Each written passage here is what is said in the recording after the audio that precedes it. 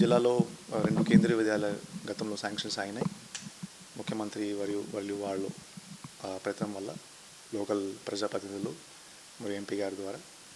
So ఇప్పుడు teacher సంబంధించి recruitment పూర్తి చేయడం జరిగింది. పిల్లలకు సంబంధించి లోటరీ కార్యక్రమం కూడా పూర్తి చేయడం జరిగింది. చాలా మంచి రెస్పాన్స్ వచ్చింది అండ్ అన్ని సీట్స్ ఫిల్ అయినాయి. రెండోది టెంపరీ అకామిడేషన్స్ కూడా తయారైనాయి.